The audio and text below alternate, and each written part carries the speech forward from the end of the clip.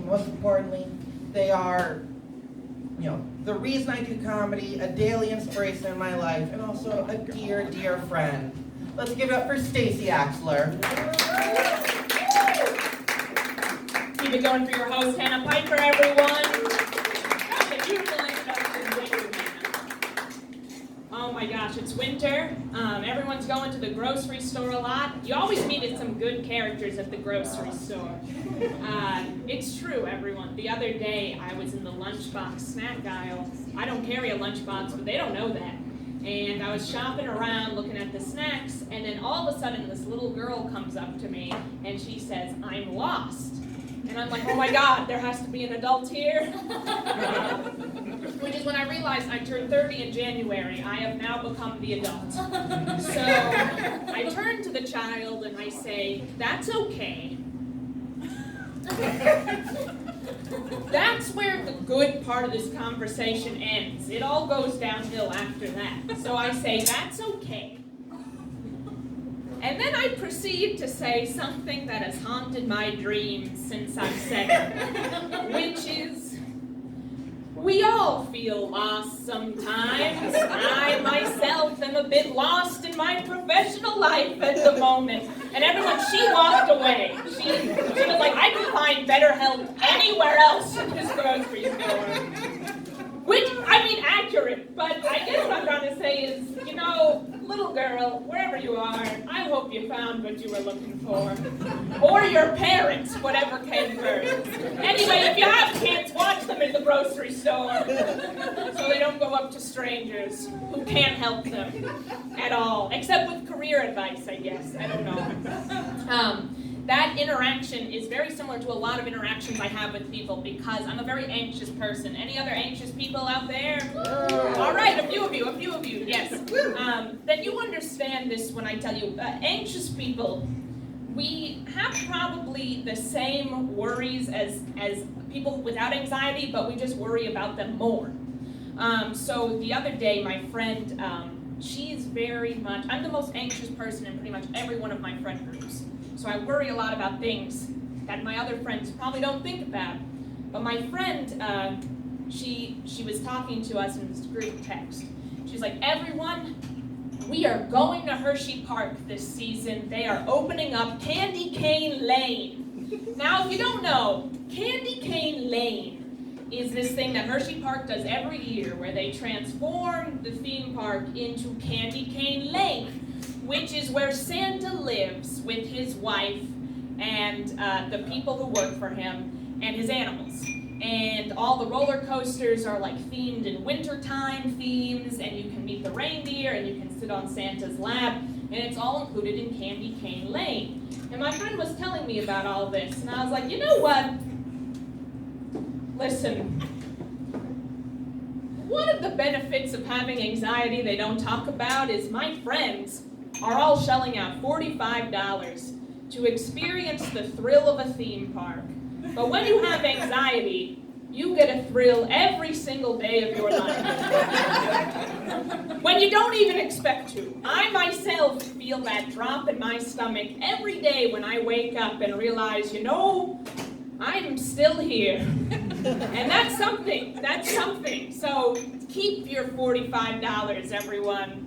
You don't have to go to Candy Cane Lane.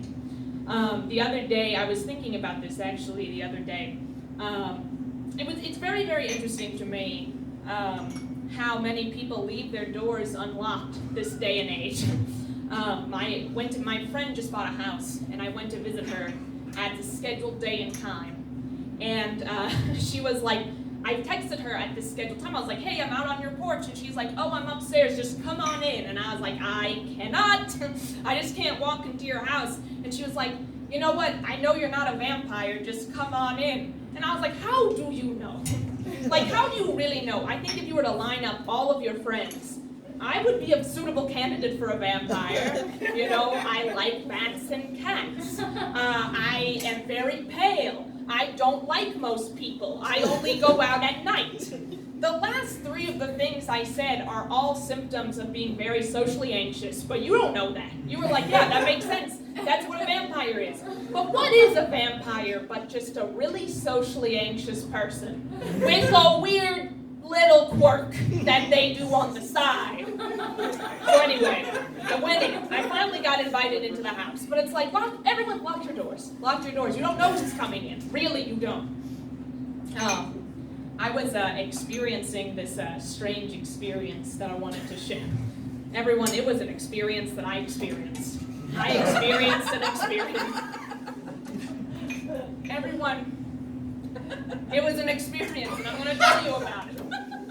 Oh my gosh. This experience was unlike anything I've ever experienced, and this is it.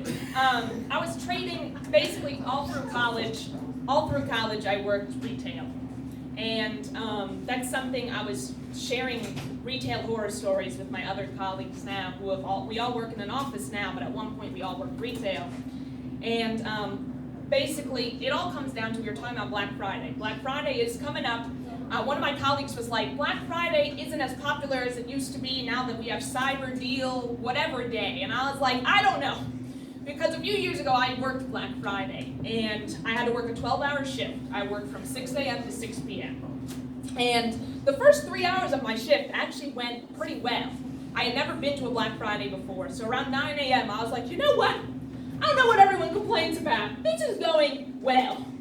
The store I was working at, it had deals that ended at 9, and one of those deals was for a waffle iron.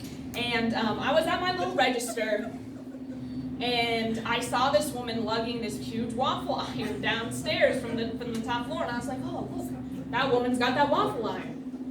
And then this other woman approached the first woman who had the waffle iron and said, is that a waffle iron? And then the woman with the waffle iron said, yeah, it is. And then the woman who asked the question winds up and just pops her in the mouth, like punches her.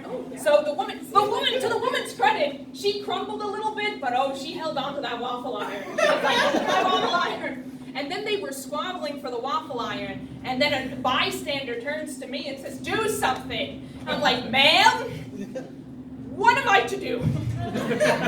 I am 130 pounds on a good day.